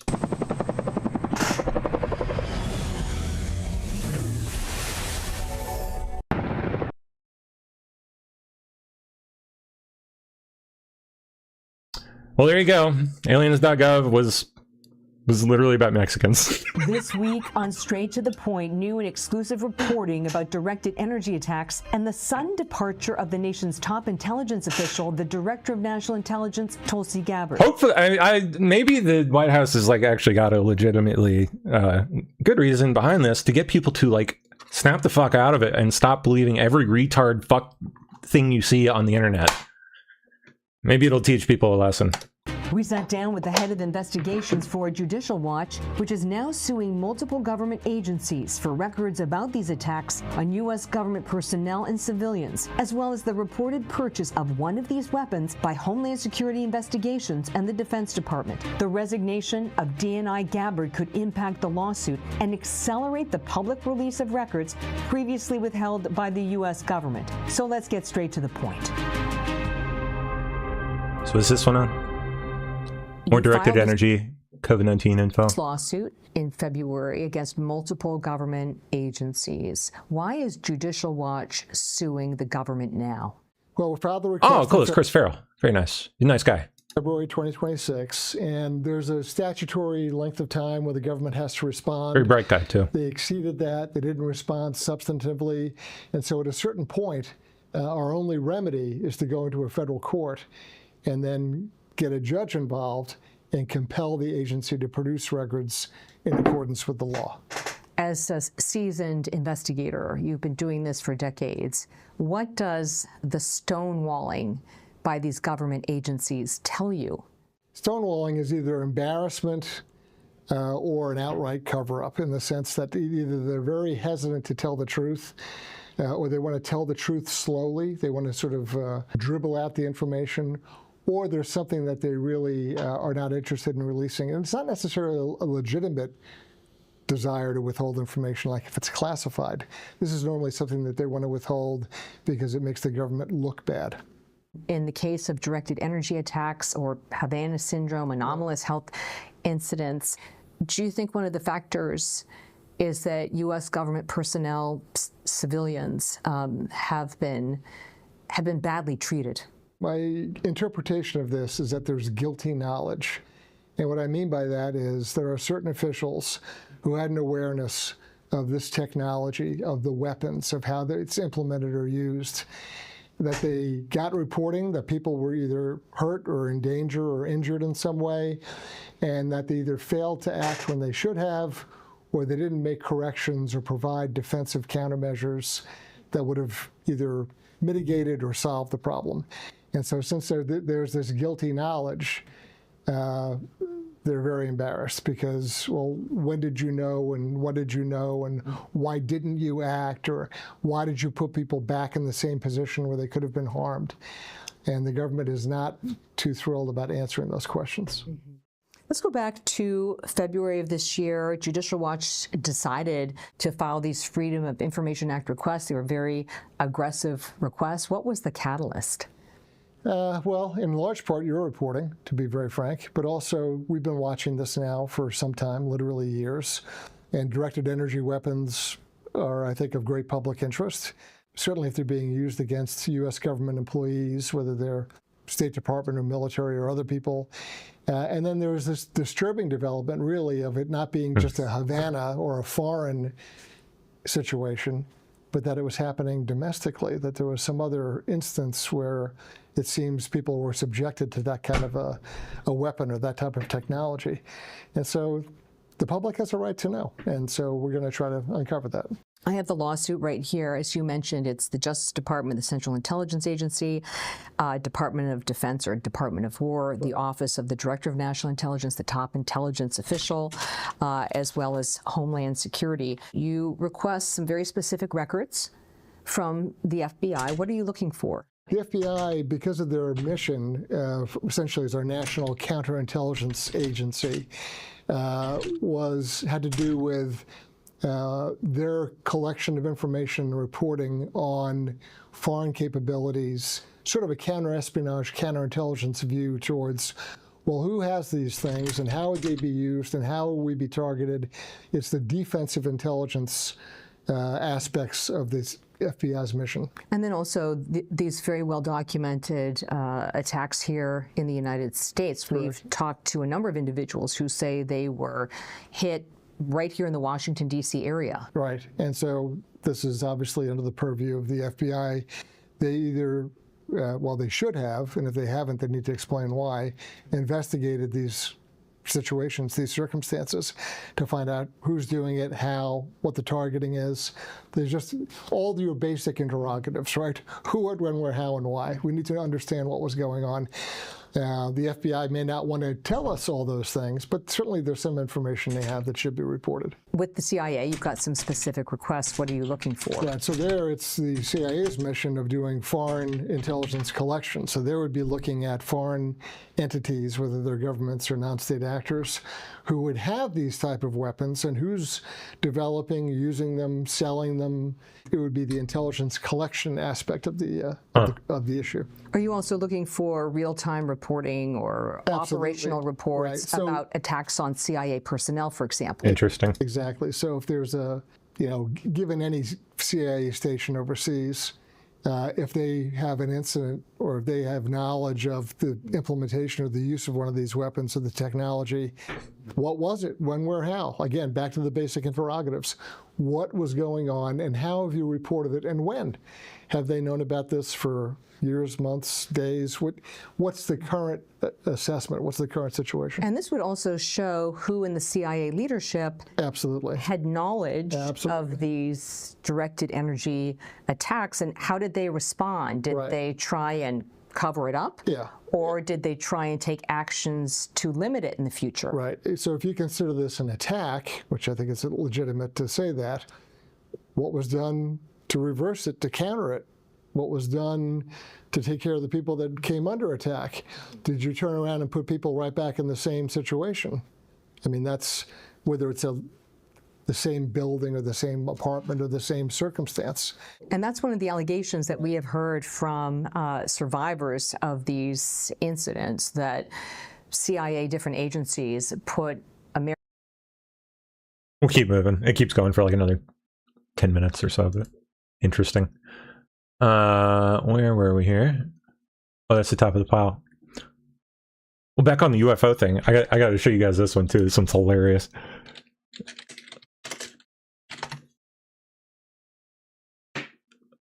One of the ones that people made such a big deal about.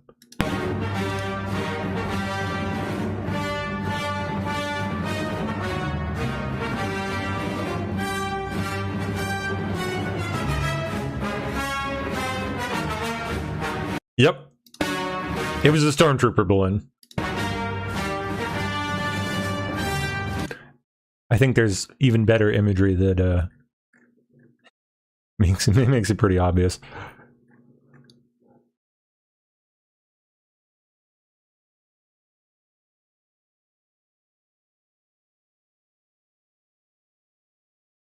Yeah, this one here. I mean, you can see the joint in the arm, like, right there.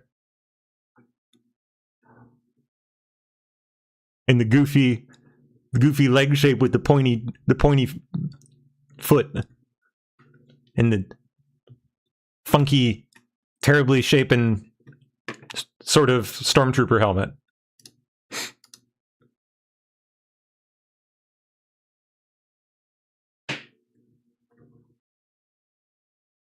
I believe there may even be a known incident in which that exact balloon was lost around the same area. It could be wrong on that one, but been a while since I looked into it.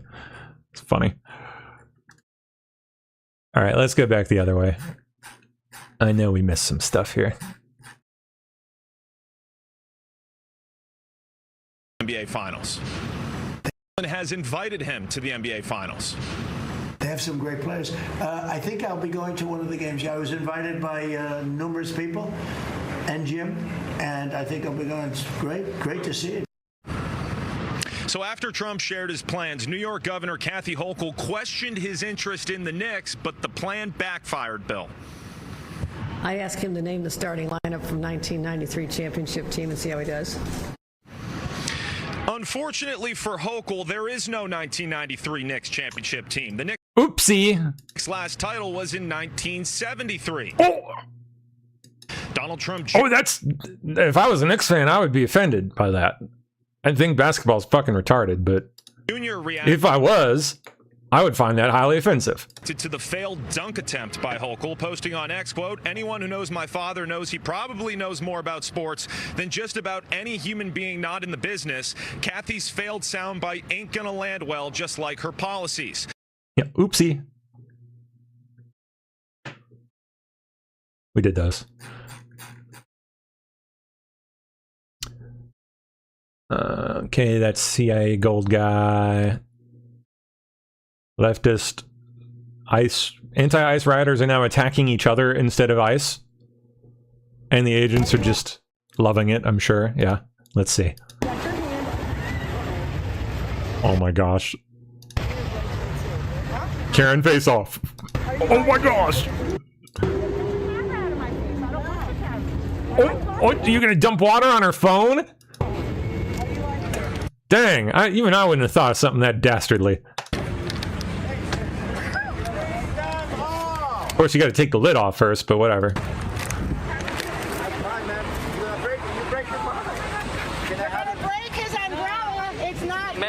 one using the umbrella. Let go! You use it as a weapon! I'm covering your camera! I'm trying. She's holding on to it. She's holding on to it. I'm protecting All I wanted was her camera.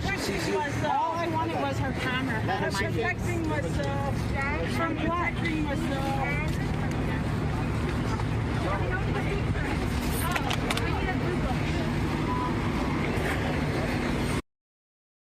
Yeah, things are going fine for them. It'll be good. Fort Worth, Texas school district has reversed hiring a radical Islamist as a school principal after her post came out. Oh, I'm sure they were very nice and loving towards America and her people. District who had appointed a principal, and that principal, as it turns out on their social media, had posted some pretty controversial things about Sharia law, defending and explaining Sharia law, among other things as well. Well, the school district did make a statement to the Will Cain Show. They said they were made aware of multiple social media posts from the past by the finalist for a principal position in the district. After review, it was determined that the posts may not align with the district's social media policy and expectation for staff. Therefore, the candidate will be reassigned pending the outcome of an investigation. Talk to me about this story and about Texans' concerns about the spread of Islamism in Texas. So as to the story itself right there, the education agency made it very clear that behavior like this, comments like this, a misalignment with Texas values as well as Texas law are unacceptable, and people like this could not be a principal. This comes in the aftermath of action that we took just 2 weeks ago where there was an Islamic organization that tried to set up Tex A&M, which sounds a whole lot like Texas A&M, as a university where they had no authority to do so. A lawsuit was brought to shut them down because they were trying to operate illegally. It comes in the aftermath of what happened in a Dallas suburb, Grand Prairie, where they tried to have a Muslim-only event in a public park location, and I ordered that it be shut down. Those are just some of the many actions that we've taken, including shutting down the attempt to create Epic City northeast of Dallas, Texas, where we are not going to allow the Islamification of Texas. We will not allow Muslim-only communities. We're not going to allow no-go zones or anything like that. In fact, there was a referendum on the Republican primary ballot about completely banning statewide Sharia law, and that's going to pass this next session when we get back into next session this next January. And so we've done more than any state to push back against any attempt to grow Islam or radical Muslim in our state. All right. District. Okay. What else? What else? What else?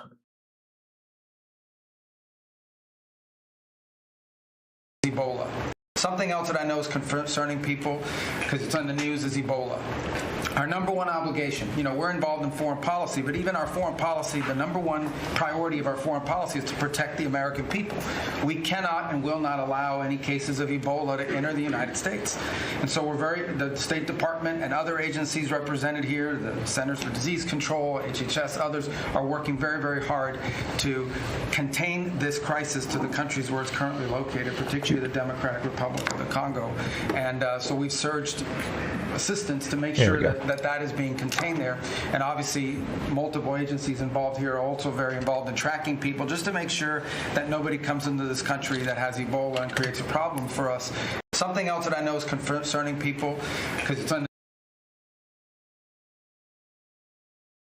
Tom Homan last night. Environments, the Constitution, and the rule of law. But what would you say to El Sayed? Well, as I say, he's not very intelligent.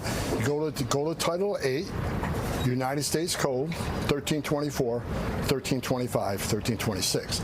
It is a crime to enter this country illegally. And we prosecute a lot of people for 1325. If they've been deported before it came back, we prosecute them under 1326, which is a reentry, which is a felony. So no, he's wrong. Entering this country illegally is a crime. And look, ICE, people need to understand, ICE just don't enforce immigration laws. ICE do narcotics investigations. They do human trafficking investigations. They They do guns trafficking to other countries. They have investigations where our technology is smuggled out of the country and given to our enemies. That's going to be used against our warfighters. They conduct those investigations.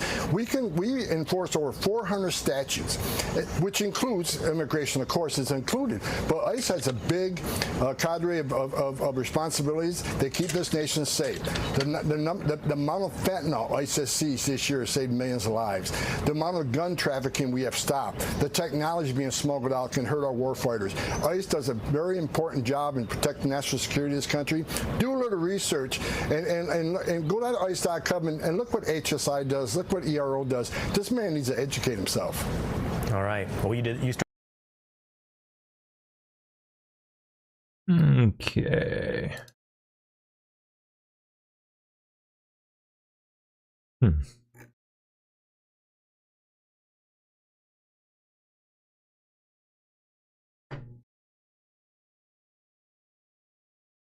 Something.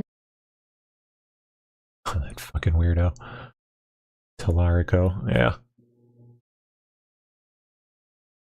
Okay, what else can we find here? DOJ, yeah, we saw opening perjury case into Carroll. That's the first thing we did today. All right, let me go back and see if we can find anything on the main page here.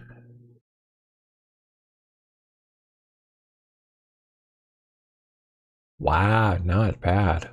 Cool. Sorry, nerding out. Everyone's freaking out over the aliens.gov thing. It's too funny.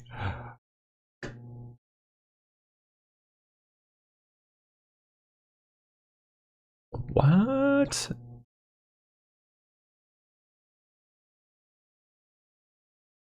Interesting. Cool. Bovino has just arrived in Newark, New Jersey amid the anti-ice riots. Enjoying semi-retirement, I hope? Or is he back? I don't know.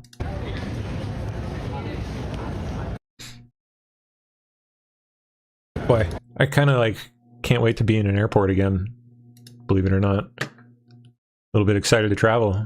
First time since COVID.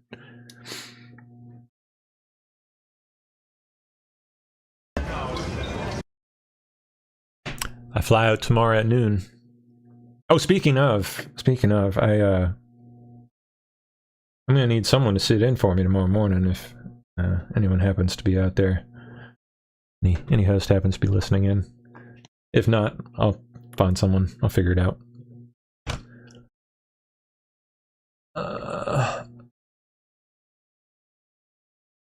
Any new technology. Oh, interesting. Okay.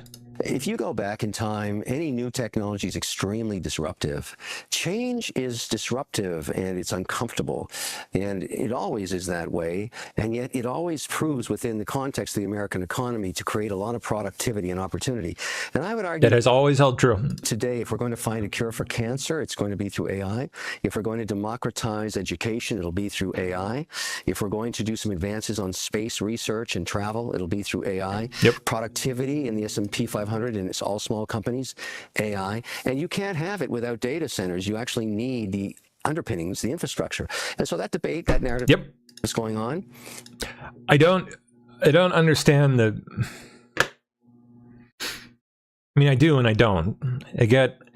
So I think what happens is people like tie in their head when they hear data center, they think like place that holds all of my data, which is not what it is exactly. It's more like a giant computer.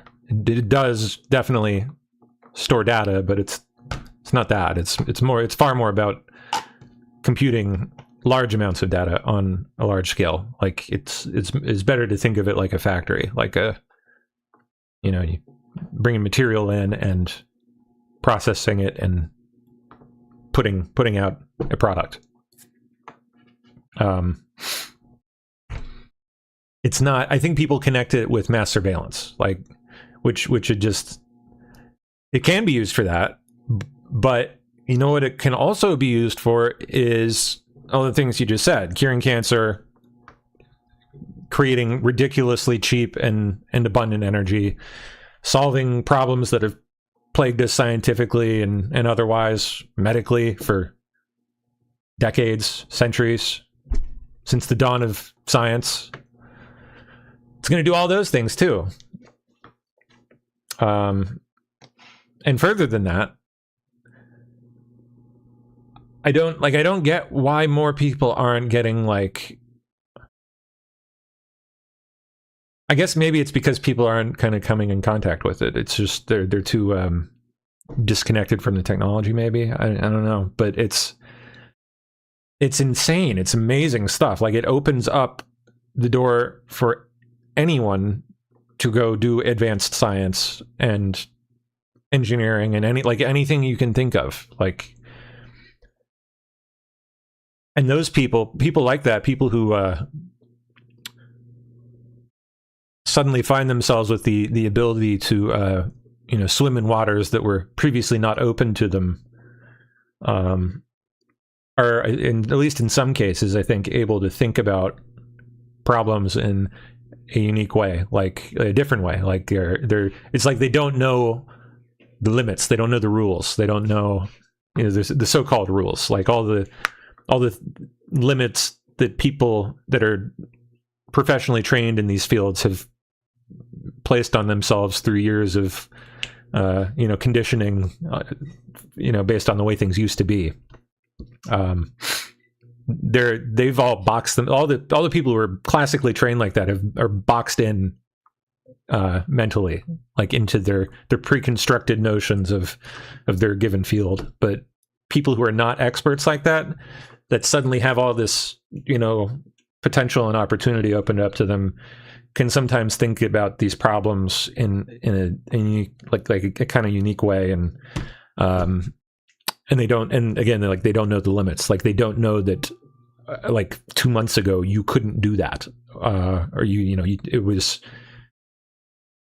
previously accepted to be impossible to accomplish a certain task, and now all of a sudden it is, and all you have to do is just try and do it. I'm telling you, you're going to see. You've already seen a couple stories. I know I covered one or two over the past month about people like sequencing their own genome. People who are not geneticists, like sequencing their own genome, finding out they got cancer, and sequencing the tumor DNA and figuring out how to treat it on their own, like outside of conventional medicine. That's the kind of stuff this is opening up. And you would think it would excite more people. This is like when we hear about all the all the ideas floated over the last decade in certain circles, Q circles, conspiracy circles, about like medical wonders and curing cancer. I know Q mentioned that at some points. Like, how do people think that's going to happen? It's 5 years ago, it sounded fucking insane. It was insane 5 years ago. Med beds and the like. And I still subscribe to the idea that all the people that claim they exist already are cuckoo. They're nuts. They're not a thing. They're being invented right now, though. They're being built right now. All those crazy people that I just mentioned and probably made fun of plenty of times over the last 5 years are, in some cases, likely the people going out there and building the damn things because they have a dream that they desperately want to accomplish. They want to see made, and they don't know the limits because they're not like part of the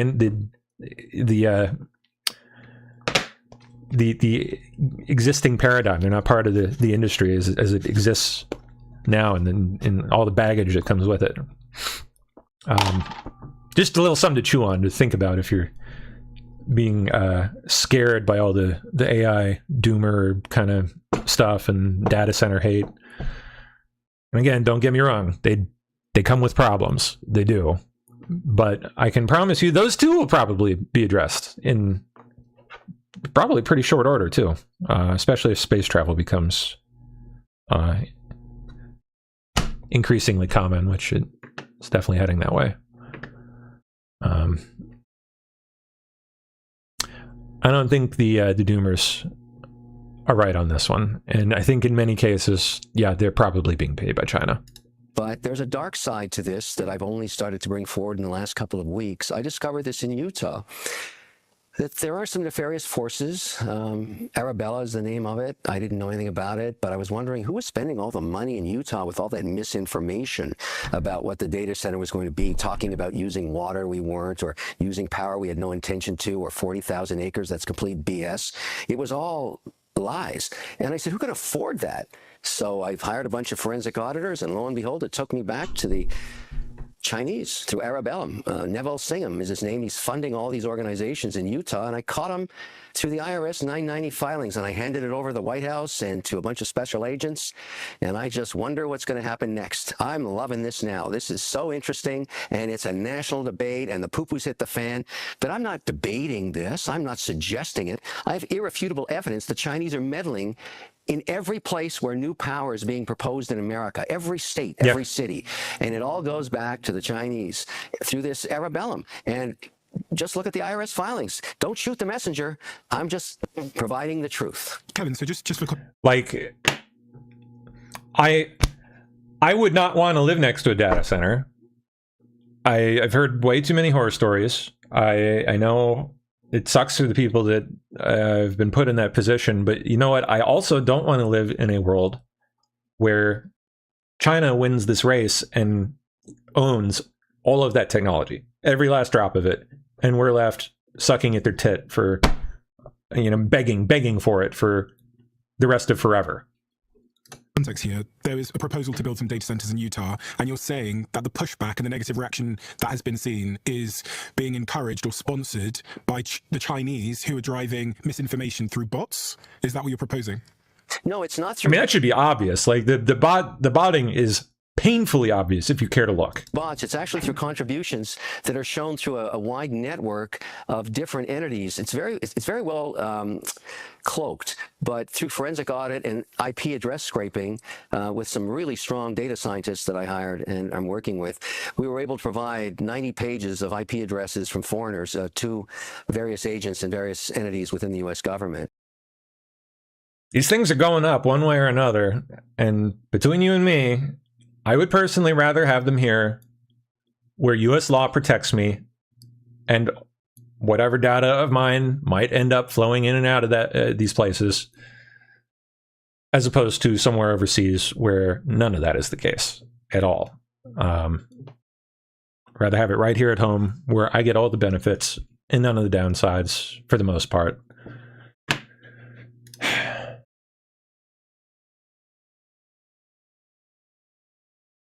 I hope people figure this one out before too much longer, because we don't really have too much time to squander away, like debating the issue.